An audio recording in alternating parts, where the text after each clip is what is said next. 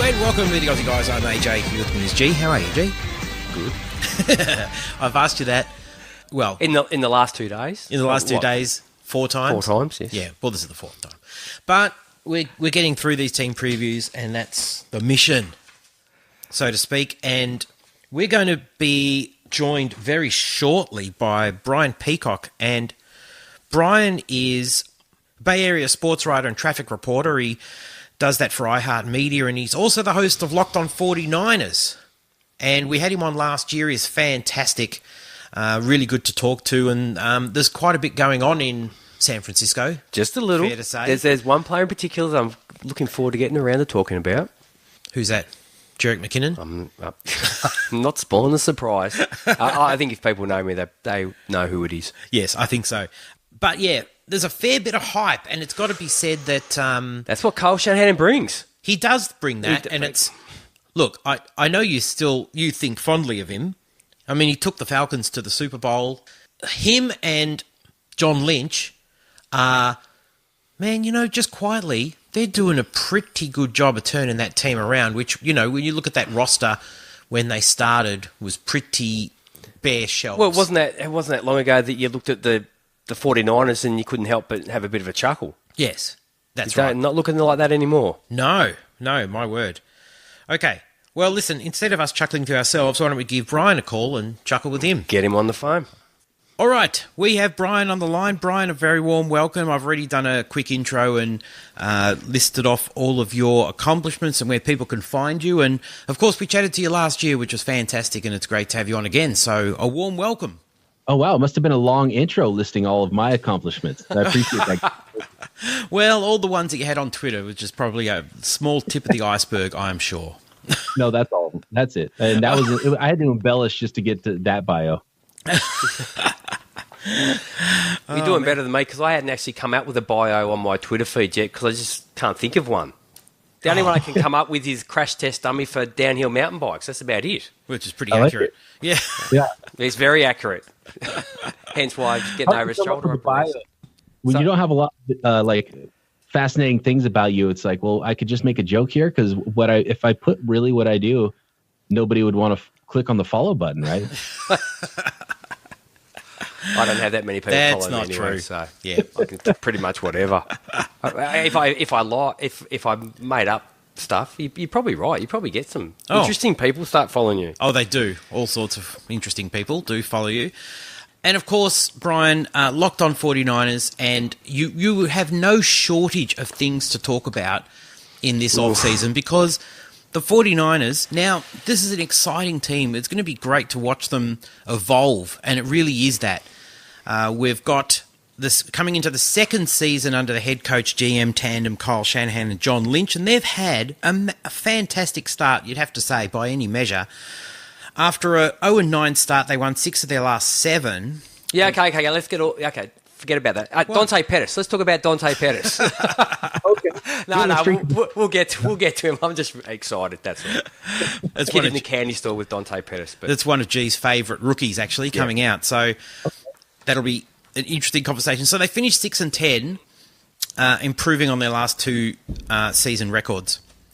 Obviously, a big story will be Jimmy G, and I won't sort of touch on that too much. Obviously, that he came across from the Patriots via trade October the 30th, and the 49ers had an 0-8 record. They were dead last in the NFC at that point, but obviously there's a bit of a turnaround. But I'll skip over that for now. Well, actually, that's a whole lot of the story, really, for the second half of the season. There's not a whole lot else, but I was going to say there's been a whole lot of movement in the off-season, so a ton of things to talk about. But, Brian, 2017... as a whole, I mean, it was certainly an era of optimism, and when Shanahan and Lynch took over, in ways they kind of did sort of have a blank slate. Like, there's certainly a whole lot of guys on the roster, but not like a whole lot of talent. And so it was going to be interesting to see what they would be able to do. Kyle Shanahan certainly coming in with a fantastic reputation, and John Lynch, who was a really surprise hire, but you've got to say that they've both hit the ground running.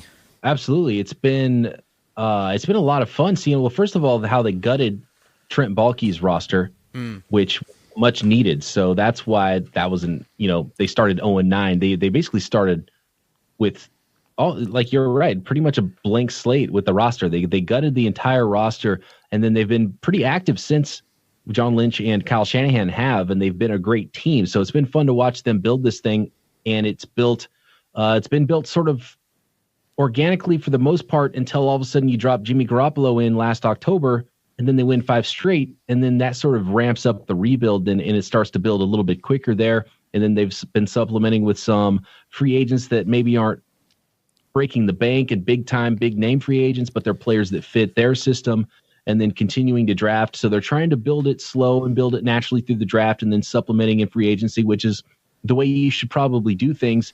And it's been a lot more fun to watch them build this squad than it was Trent Baalke, who just drafted poorly and didn't add any free agents, and then the team got really, really bad very quickly. So it's been awesome. It's been a whirlwind, and to think where the 49ers are right now, where they are sort of the darling of the NFL and have so many expectations and hopes versus where they were not that long ago is a quick flip, and they're really a young roster and a rebuilding roster. So the sky's the limit there. So you're really looking up from a talent perspective on this roster. And so 49ers fans now are not just trying to decide if they're going to win the Super Bowl or not. It's if they're going to lose any games at all, because Jimmy Garoppolo has never lost, right? Right. I was going to say, being a Falcons fan, can we have Kyle back, please? Please, pretty please. I'm just hoping he learned that one lesson from the Super Bowl, because he's still, I don't think he has learned that lesson from the Super Bowl. He's aggressive as ever. I just think that's how he's wired, which is awesome, because that's where all the points come from, and there's going to be a lot of wins coming that way, and it's fun to watch. I think the 49ers are going to throw the hell out of the ball. I think they're going to attempt as many passes as any team in the league, and they're not set up to be an old school, like pound the rock sort of a team. So I think they're going to cut Jimmy Garoppolo loose, and he's going to be thrown it 40 plus times every single week. And so, Kyle Shanahan's aggressive, and it bit him in that one game in the Super Bowl, but he had a record-setting offense to get there. So, if I were you, I'd probably want him back as well. Although I kind of like what the Atlanta Falcons are doing right now. Thanks, mate. I appreciate that. But like look, I think he would have learned. I know I was listening, and he had a meeting with Bill Belichick after the Super Bowl. A period after, and just sat down and just spoke to him about where he went wrong, which is a very humbling thing to do. I think is to sit in front of the guy that just took a Super Bowl away from you and ask him, where he went wrong, and it shows the friendship that they have between the two of them, and how much Belichick respects Kyle Shanahan. Hence why we'll talk about in a minute how Jimmy G ended up as your quarterback. Right. Yeah. Exactly. And it's not like Jimmy Garoppolo was shopped to a bunch of teams, and there was a lot of talk about the Browns would have thrown multiple first rounders at him or whatever. It was like Bill Belichick. He decided he was going to make a deal, and he was willing to trade Jimmy Garoppolo, and he called one team and one team only, and that was the team that was coached by Kyle Shanahan. Yep. And traded Jimmy Garoppolo there, and he thought it'd be in good hands. And I think someday we'll get the full story of that. But I think that's one of the big things, is that level of respect that Bill Belichick had for Kyle Shanahan, and for John Lynch probably too, because John Lynch had been calling Belichick about Jimmy Garoppolo the preseason prior. So a lot of respect there, and it's very big of Kyle Shanahan to go to Bill Belichick and sort of try to figure out where he went wrong and how he can improve. And he's a young coach, but man, he's smart, and I think 49ers fans are pretty happy to have Kyle Shanahan running the 49ers right now. Yeah, and especially when you look at head coaches and people in positions like that, it's very ego-driven. So to swallow that sort of bit of ego and a little bit of, not really swallowing your pride, is it? It's just forgetting about your ego and just accepting that someone's going to sit in front of you and tell you mistakes that you made. Right, and do what it takes to get better. Yep. Yeah, huge part of growth in the league, and I think a lot of people would not do that. But then what's funny is he hasn't gotten any less aggressive either. So maybe that was part of that meeting, is Bill Belichick was like, do everything the same, except when you get up that much Exactly. big of a game, then maybe tone it down. But otherwise, don't do anything differently. Yeah. Okay, let's look at free agency in the draft. And I must say that the moves that the Niners have made in free agency and the draft, certainly the early rounds of the draft, are quite, I mean, I like them. Personally, I like them. I'd be interested to get your opinion on them. I think a lot of people thought they were going to spend big in free agency, and they haven't necessarily done that. They've just gotten guys who are going to be, they're going to make an impact. So Richard Sherman was the first. There's a little bit of criticism of the deal that he made because obviously he didn't have an agent. He just represented himself. But, it's a deal that probably is fairly fair to both sides. 3 years, $39.15 million. Weston Richburg comes in, centre from the Giants. That was a bit of an area of need for the Niners. Jerick McKinnon comes in. There was a need at linebacker, certainly. Jerry Atachu from the Chargers, who's sort of like an edge guy. Corey Toomer as well, bit of a depth guy. Jonathan Cooper, guard, and obviously you lost Carlos Hyde. But those moves in free agency, they all seem to address needs, and they all seem to be fairly sort of sensible as well. Yeah, absolutely. And that's kind of what I mentioned earlier about how they've really targeted what they were looking for and didn't go for a big name guy or a big splashy name. And even when they had all of this cap room and their biggest contracts were sent out to in these first two free agency periods were a fullback in Kyle Juszczyk and Weston Richburg and a running back that was a backup for the Vikings. So definitely not big names. And one of the big things is Kyle Shanahan will say, I want this player and this type of player. John Lynch says, okay, I'm going to get you. It's like, it's like his little princess, his daughter, he's like, Daddy, I want this. Okay, honey, you're going to get that thing, so he'll overpay for a fullback. If Kyle Shanahan says, I want a fullback that can do everything. And if he's the best fullback in the market, we're going to get him. And he obviously wanted a running back that could do some things in the passing game that was a dynamic player with speed. So they went out and got Jerick McKinnon. And same thing in the draft.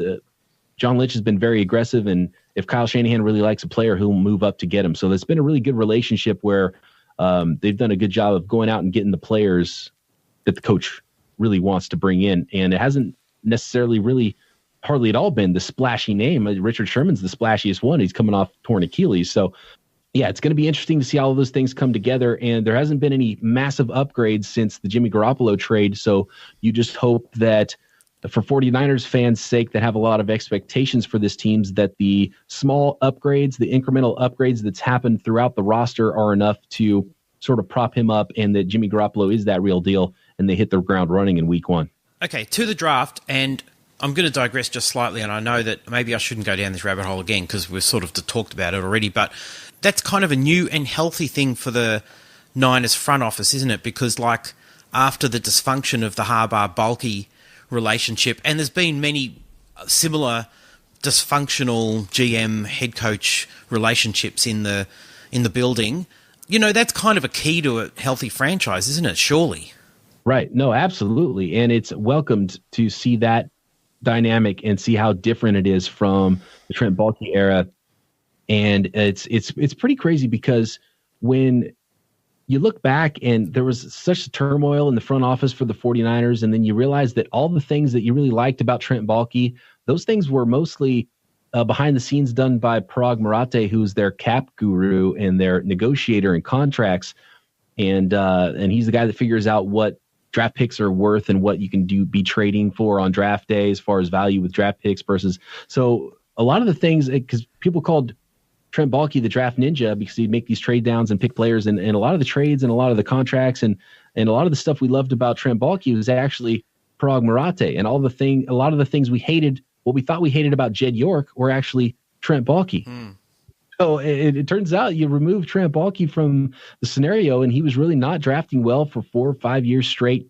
And then again, maybe a little bit of that ego putting aside in Jed York saying, I don't know what I'm doing. And obviously I shouldn't have my hands in this. So I'm going to hire the people I think should be in charge. And then I'm going to step way back. And, he's still the owner and he's still around, but he's stepped back and he's let John Lynch and Kyle Shanahan do their thing. And so far, I haven't seen a GM coach be in lockstep like those two guys are ever, especially right out of the gate. Now, maybe if things start to go downhill and maybe there might become some sort of a struggle if, say, the players that Kyle Shanahan really loves, they're not really working out and they tend to be reaches or something like that, then John Lynch and, and his staff would say, well, we're the scouts, let us scout, and then we'll let you coach these guys up. So unless that maybe starts to happen, otherwise, I mean, that relationship looks awesome, and it looks like it's going to be leading to some success here for the 49ers now, starting in 2018.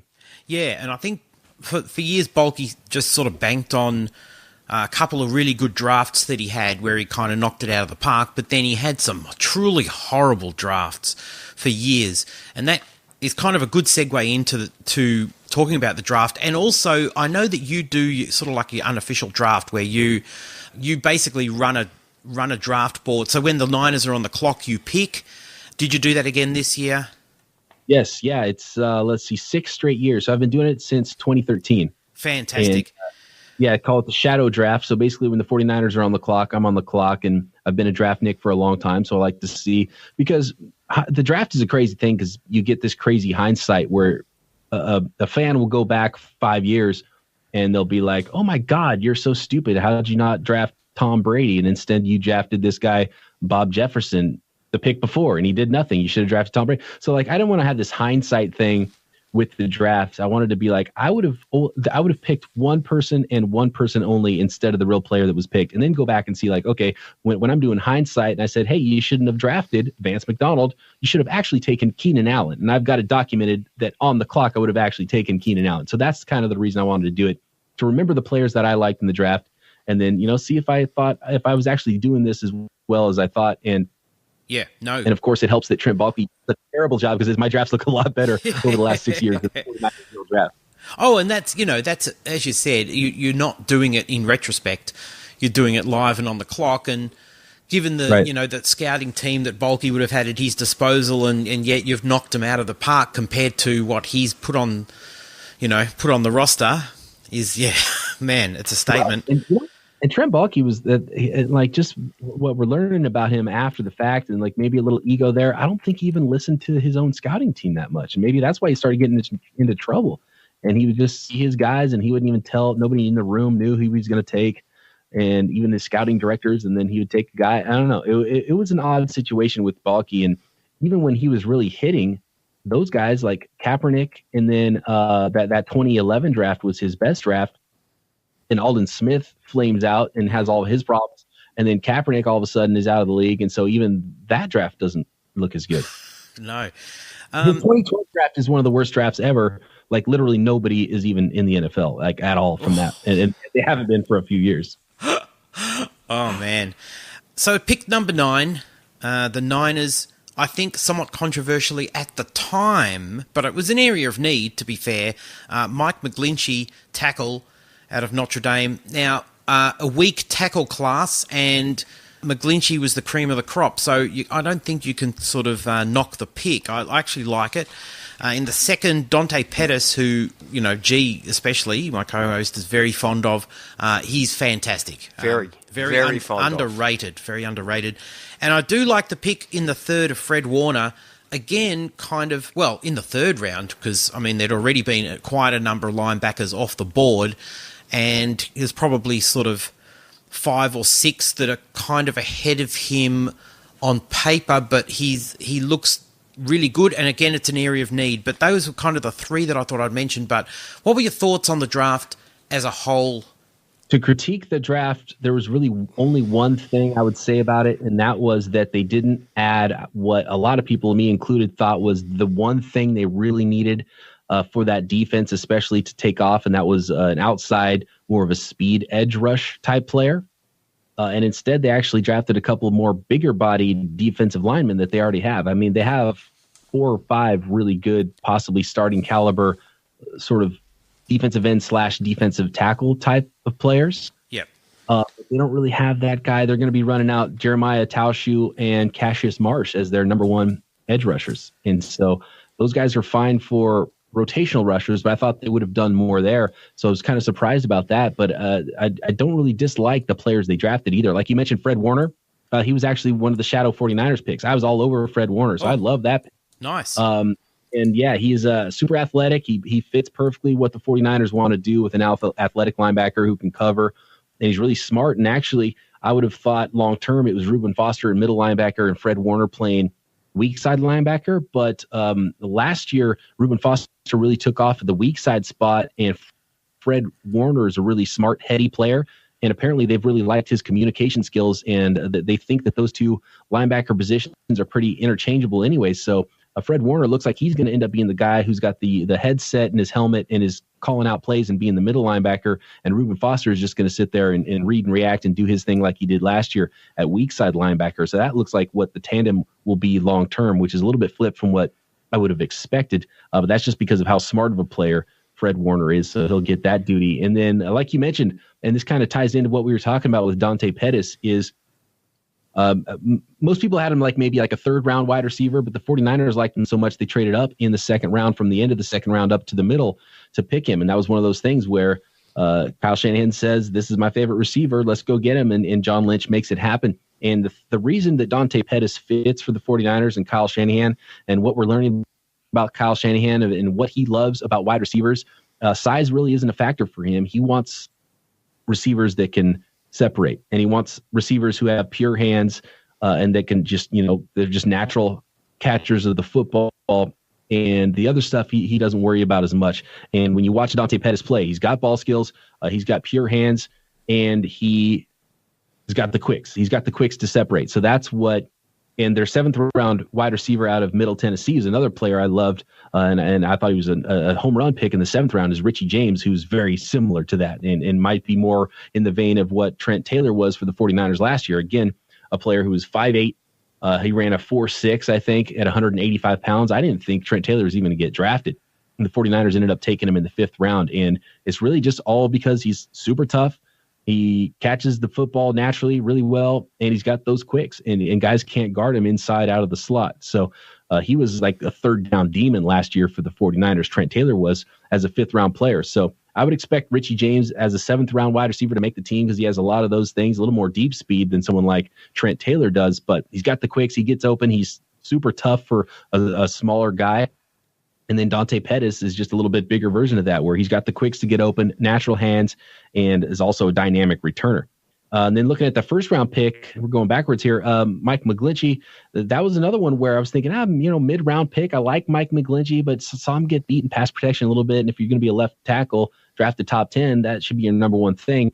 And then the more I watched him, the more I could appreciate who Mike McGlinchey was, and he's off the charts from a character standpoint. He's exactly the player that the 49ers wanted, and they wanted to get someone who could come in, play right tackle this year, then eventually probably take over for Joe Staley when his contract is up in 2 more years.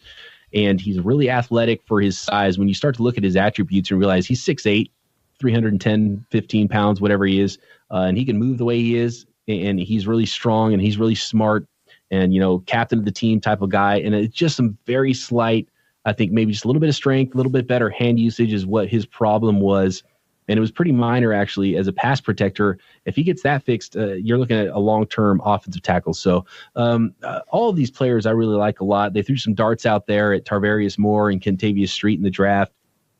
But really, all in all, maybe I wouldn't have done it exactly the same way, and I would have added an edge rusher in there. But I really do like the players that the 49ers brought in through the draft, and I think they're all really fantastic fits for what the 49ers are trying to do.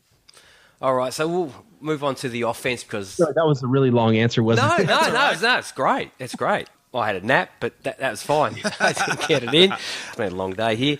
No, the sooner we get on the offense, the sooner we get round to talking about Dante Pettis. But, so Jimmy G comes across, as we already spoke about, from the Pats, and, with the blessing of Lord Belichick.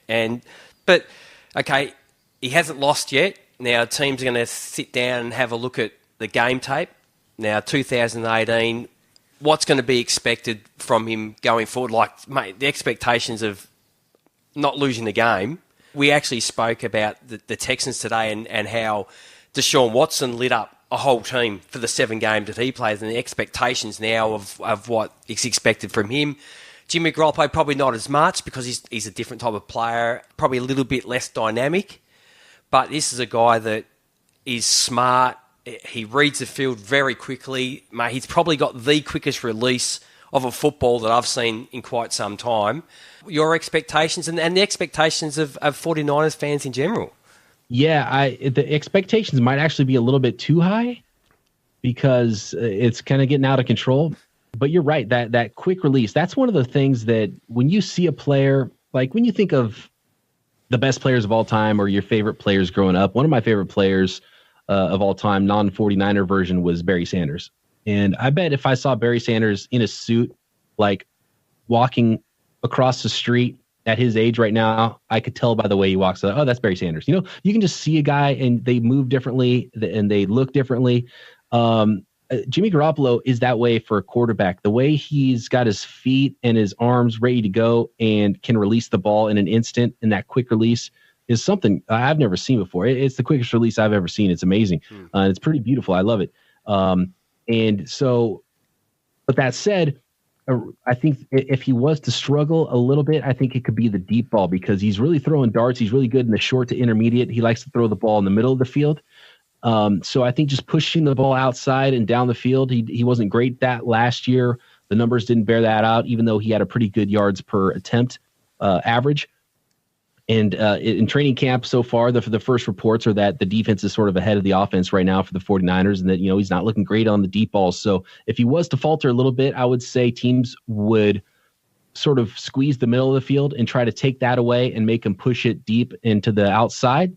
And we'll see if he can make that adjustment because teams are definitely going to try to figure out a way to thwart, you know, Kyle Shanahan and Jimmy Garoppolo. But that's sort of the ace in the hole. So even if Jimmy Garoppolo does start to show some warts and show some weaknesses in his game, he's got that coach behind him who's maybe the best or one of the, you know, few best play callers in the league. And so I think that combination really makes you feel a lot better about Jimmy Garoppolo because he can develop with Kyle Shanahan, and on game day, he's got that guy talking in his ear.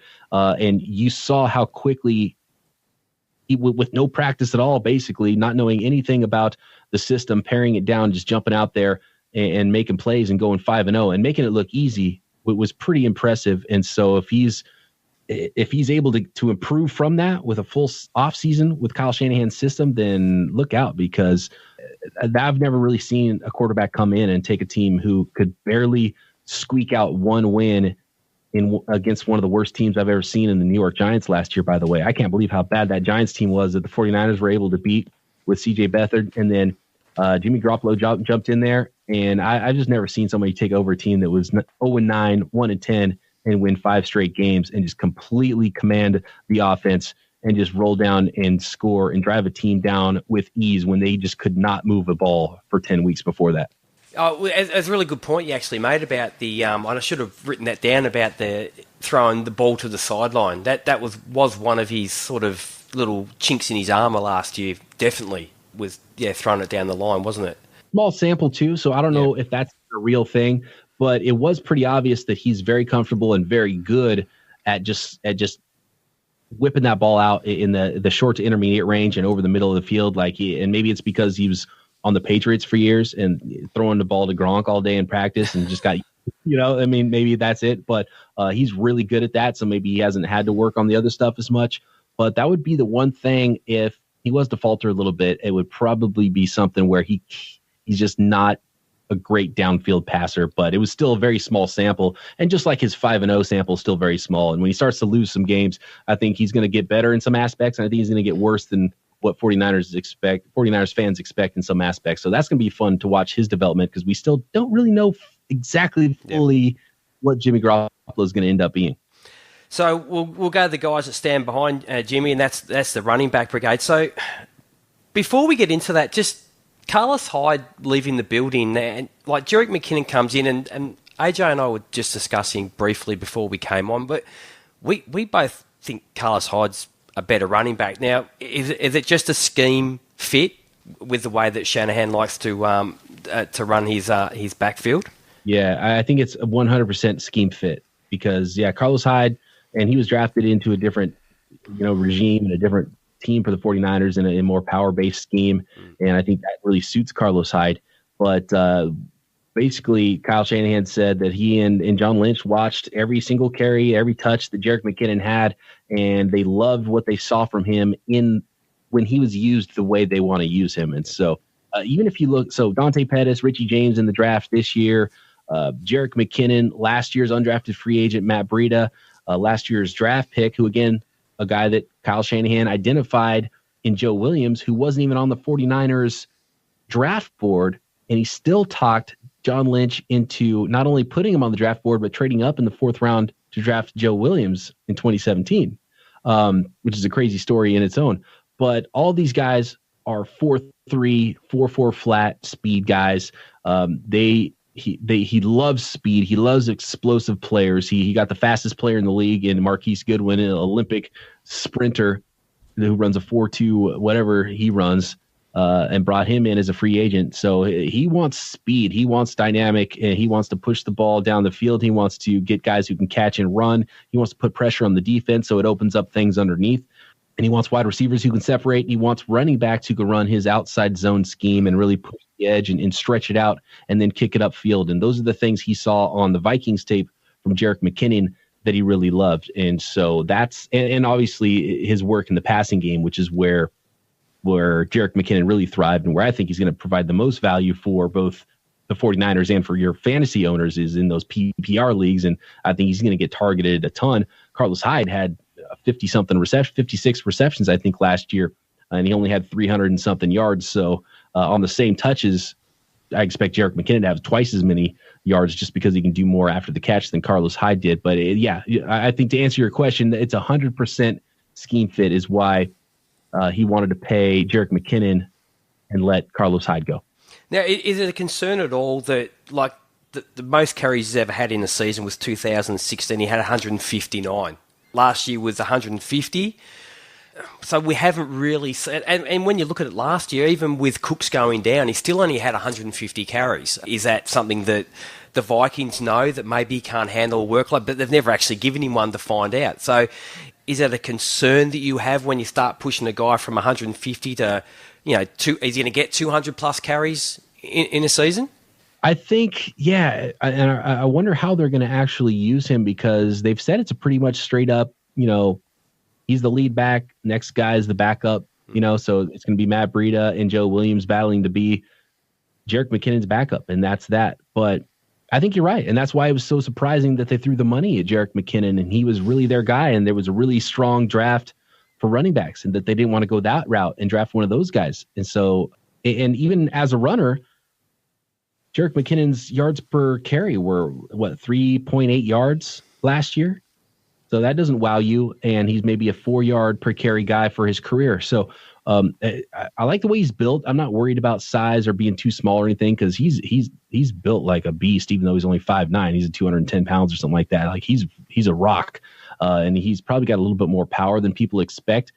But just from a pure instincts and a pure runner, he hasn't really shown, at least the last couple of years, that he's a stud every down running back. So that's going to be a big question. And I think he's going to be awesome on passing downs. And I think he is a good fit for the outside zone. If there was a better fit for him as a running back, it is the scheme that the 49ers are running and under Kyle Shanahan. So, you trust Shanahan, and he's got a pretty good track record, and everybody who's running back for him does well, and he's pretty good at identifying good running backs in the past, and like Devontae Freeman. So, and Tevin Coleman. I was calling Tevin Campbell. I was Tevin Coleman. So it remains to be seen if Jerick McKinnon's going to be that guy, or if they end up cutting bait, or if Breida or Joe Williams cut into his carry load. But right now, it sounds like he's going to be the lead back, and that's that. And we'll see if Kyle Shanahan's right, and he's the perfect fit for his offense. Like you just speaking about, the two guys behind him and Matt Breida and Joe Williams. Like Joe Williams with the injury, he's pretty much treated as a red shirt year last year, wasn't it? But even still, Shanahan's still saying that he still has things to learn. I think maybe holding on to the rock. I think he was actually doing a press interview during the OTAs or mini camps, and he was talking about him having to hold onto the ball, and in the background you see him on, I don't know if it was 7-on-7s, he put the ball on the deck straight away. It's just as he's saying, or something like that. So he's still probably got a little bit more to come. But you've also got Jerry McNichols, who was like a Boise State monster when he was there, especially 2015. It's just like, oh my God, how much can a guy do? Got Jeffrey Wilson and Raheem, is it Mostert? Yeah, Mostert. And then you have, as you spoke about, Kyle Juszczyk, who's Kyle Shanahan's going to use him, and it's going to shock a few people, I think. In the receiving game, so Juszczyk can do so many things. He can get some short yardage carries for you, and which is I think why Kyle Shanahan doesn't really worry too much about size for his running backs, and he's got mostly speed backs now. And then he can use Juszczyk for those things. Juszczyk can kind of line up as a tight end and do a lot of those things, as well as being a traditional fullback. Yeah. And so as soon as they brought in Juszczyk and paid him all that money, made him the highest paid fullback in the league, they started calling him OW for offensive weapon rather than fullback. That was OW. So they use him in a lot of different ways. And Raheem Mostert, again, he's one of those guys. He's probably fourth on the depth chart. He's battling with Joe Williams, I think, to be the third running back after McKinnon and Breida. But Mostert's thing is he's a really good gunner on special teams. So he has special teams value. That's kind of why he's stuck around the league for so long. And again, he's another 4-3 guy too. So he can work in there at running back a little bit as well. But with Joe Williams, Kyle Shanahan has said he's got a clean slate. And again, he loved him enough to where he made the 49ers put him back on their draft board, even though he wasn't on their draft board because of, bailing out on a couple of colleges. And so they just weren't sold on him. The scouting staff wasn't. But he, Kyle Shanahan saw him and was like, that's my guy. And so they traded up and they took him. And just today, apparently, he was the winner of training camp and reeled off a 65-yard touchdown run. And I watched it, and it looked pretty explosive. So if his head's right and he can hold on to the ball, he might actually be a bigger factor than a lot of people expect coming in. But he could also be cut and out of the league. So Joe Williams really could go a number of ways. I really don't know what to expect out of him, but he does have some talent.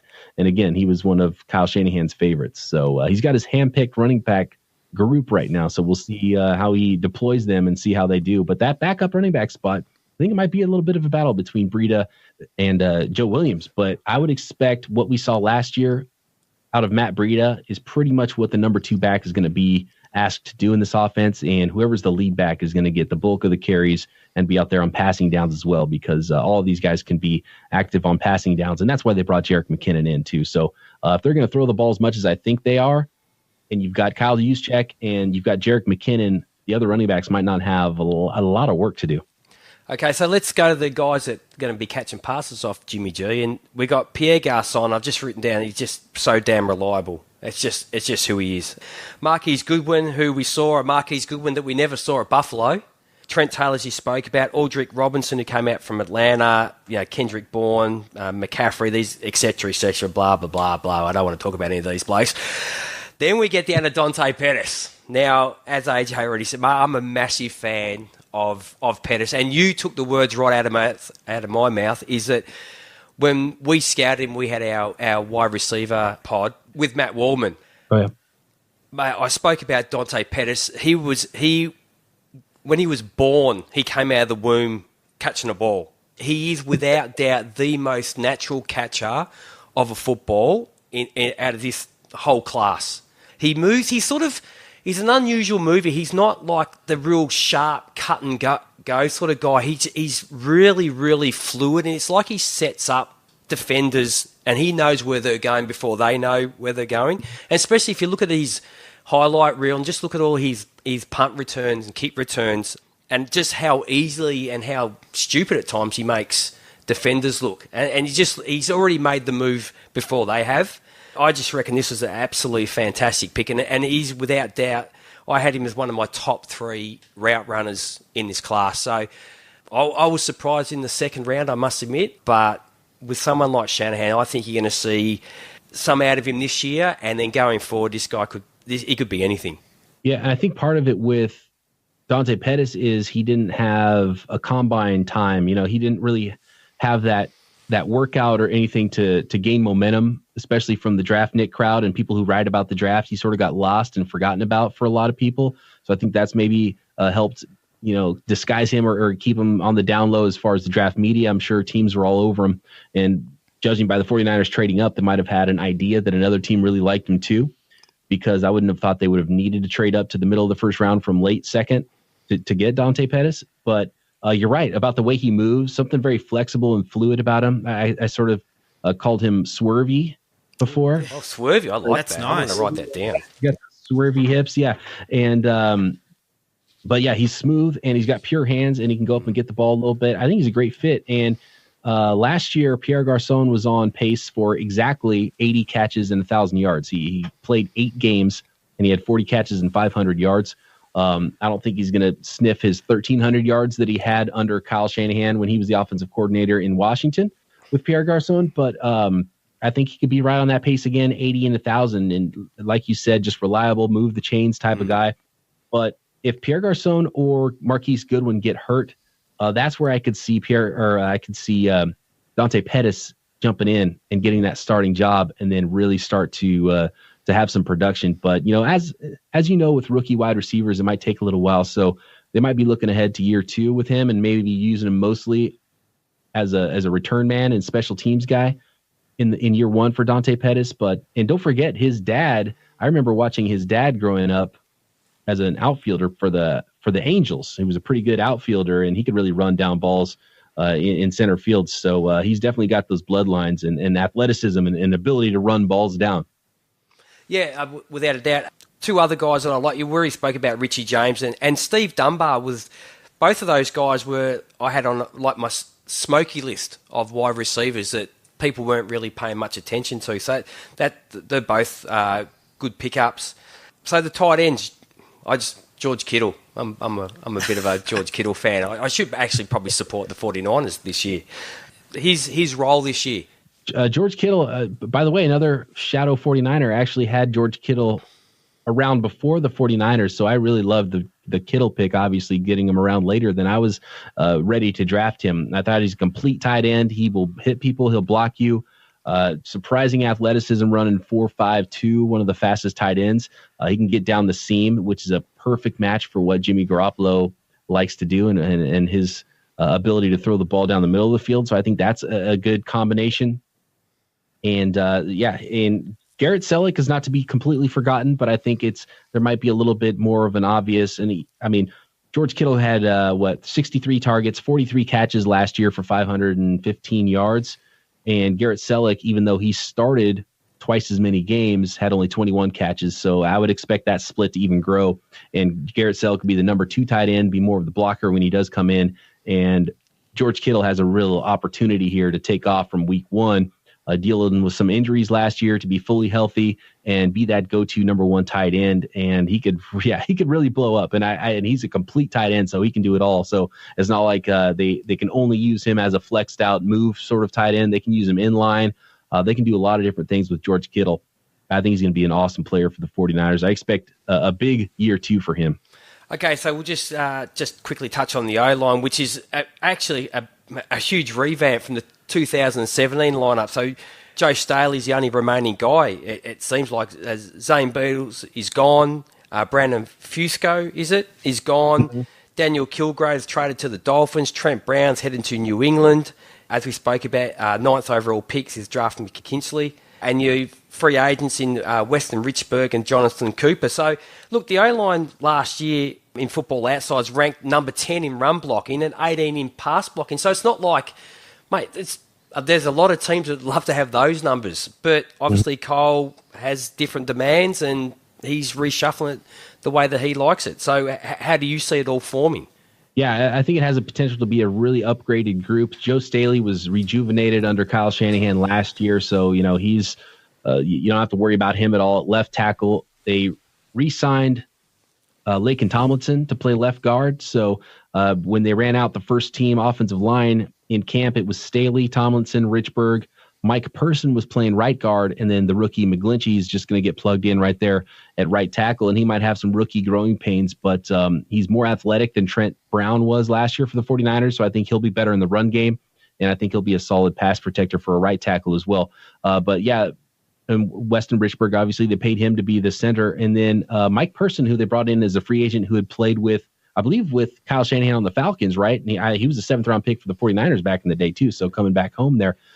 But he's a versatile guy. I think he can back up center. He'll back up the guard spots. And he was actually taking first-team reps over Joshua Garnett at right guard. And then Jonathan Cooper is still not on the field. He's dealing with an off-season injury. So that's the real battle for the starting spot on the offensive line. I mean, the tackle spots are set. Left guard is set with Tomlinson, Richburg at center. There's a 3-man battle for right guard right now, and it looks like it's between Mike Person, who was taking first-team reps when camp opened, Joshua Garnett, who was dropped 25 pounds to try to be a better fit in this offense for the 49ers after almost pretty much taking a red shirt last year, and then Jonathan Cooper, the free agent, who still hasn't gotten on the field. So you sort of alluded before to the fact that pass rush is probably the biggest issue, and certainly there's been a lot of draft capital that's gone into that D-line, and DeForest Buckner is elite. There's no argument there. Solomon Thomas on one side, I mean, he is a fantastic specimen and he'll perform, but Rick Armstead on the other side, playing defensive end's probably not his sort of natural position, so that's going to be a bit of a question mark. And then, other question marks for me was sort of the linebacker core as a whole, which you sort of addressed before with the Fred Warner, Reuben Foster pairing. And we won't talk about Reuben Foster because we'll be talking for a very, very long time. Yeah, Reuben Foster is a stud, and he's out for those first 2 weeks. Can't wait to see him come back because he moves at a different gear. I went back and watched a couple of games recently just to remind myself what the team looked like last year, and I was fully expecting it. I was still blown away at watching Reuben Foster move, and it looks like everybody else is in slow motion. The way when he sees it and he reacts, he just gets up to full speed instantly, and it's an odd thing. It's so fun to watch, and so he's going to be a stud for the 49ers for a very long time as long as he stays clean off the field. And luckily for him, he skated through this offseason with just the 2-game suspension, and it looked like he could have been in some major hot water. But like you mentioned, that pass rush, and I think one of the things the 49ers are banking on for pass rush is they brought in a new pass rush specialist coach in Chris Kiffin, and that name might sound familiar to you. He's a former defensive coordinator at Florida Atlantic. He is Lane Kiffin's brother, Monty Kiffin's son, so he comes from that football family. And apparently his idea, as far as the 49ers are built and the way their talent is laid out there for the defense, I'm on board with this scheme, at least for this year, to get after the quarterback, is they're trying to use DeForest Buckner as sort of the teeth of that pass rush and trap players into his arms. And so I don't know exactly how that's going to look, but it looks like an emphasis on that interior rush. And Solomon Thomas is going to be an end on running downs, and then he's going to kick inside on passing downs. So that's where the majority of the rush is going to come from for the 49ers. On third downs and on passing downs, it's going to be Solomon Thomas and DeForest Buckner in the middle, and then guys like Eric Armstead and Sheldon Day are also going to mix in. So they have Ronald Blair is a player I like, who's pretty far down the roster now, but they've got a lot of interior rushers, not as many on the outside. So we'll see how that comes to fruition. And then looking at the defensive backfield is where that's completely revamped. That's a brand new thing. Second-year guy, Akilla Witherspoon, who was sort of a height, weight, speed player coming out of Colorado last year. Really skinny player, wasn't very physical in college, but really has sort of developed and become a man over his first season. And he looked like a completely different player at the end of the last year. And they're counting on him as being the starter on the other side from Richard Sherman. So if Richard Sherman's healthy, and he's been a coach on the field so far in this offseason, and he's been cleared now for camp, you've got Witherspoon, you've got Richard Sherman, and then you've got Jaquiski Tart starting at strong safety, and Adrian Colbert, who came out of nowhere last year to become the starting free safety for the 49ers as a 7th-round draft pick. It's pretty much all 4 different starters in the 49ers started last season, and then Jimmy Ward's going to be the number 1 guy backing up pretty much all 5 defensive backfield positions, including slot cornerback, or he might even be the number 1 slot guy in Jimmy Ward. So they've got some versatility there in Ward, and then some really young players that I think people looking from the outside in, or maybe national media, might look at their secondary, might look at their wide receiving core and think, I don't know how good this team is, but I think the 49ers feel a lot better about those positions than maybe nationally people think of the 49ers when they just look at this roster on paper. Yeah, I'm glad you addressed Adrian Colbert, because when I was writing out my thing, I thought, what? Who? Who is this guy? I don't know who he is. Yeah, he definitely did come out of nowhere. And you're right. I think there's a lot of, people, national media, when they're sort of looking at this roster from the outside, looking in, it does sort of not look, that solid. But when you do drill down, it's going to be very, very interesting.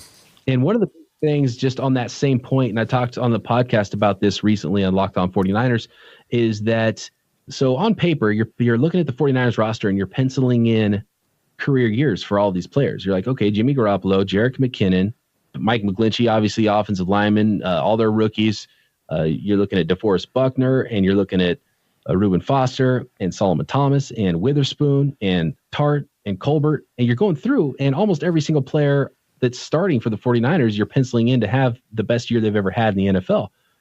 And so on one hand, yeah, they're developing this young talent and there's a lot of hope there, and this team could be very good. But at the same time, all of those players can't all actually hit, right? They can't all have the best years of their career. Someone's going to fall on their face. So that's kind of way I'm looking at this team, is like, man, there's a lot of promise there, but you're also hoping for a lot of people to get a lot better and to prove that they're stud starters in the NFL. And I think that's the one place the 49ers might be teetering on in a situation where that's where it could go downhill and maybe not be the season that 49ers fans are hoping for, because they're just putting so much hope on players who have yet to really prove that they've arrived.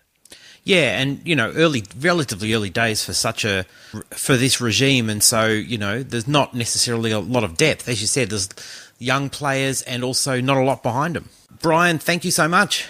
Yeah, thanks, guys. I appreciate it. Had a lot of fun. Yeah, all the best, Brian. Thanks so much. Awesome. All right, cool. Take care, guys. Yeah, thanks for getting me out of here. I got to go. Yeah, go. Feeding time at the zoo, mate. That's right. Thanks, right. Brian. Take care. Ciao. Okay, see ya. Okay, well, that was the Niners preview with Brian. He's fantastic, isn't he, G? Mate, he's great. And especially, he's had the newborn. He was meant to feeding time at the zoo was, 20 minutes ago? 20 minutes ago. So we extended him a bit. But people are getting restless. Yeah. But, mate, it's just a wealth of information. Fantastic. And his Twitter handle as well, BD Peacock. Yeah, Brian is a great guy, and he's all across the 49ers. It's going to be an exciting year. And the traffic as well. And the traffic as well. Yeah, he does traffic. So there we go, G. Excellent. Another one in the books. Yes. So anyway, let's wrap this up. So hope you enjoyed that. Thanks for listening, as I always say. And on behalf of G and myself, thanks for listening. Catch you next time. Catch you next time.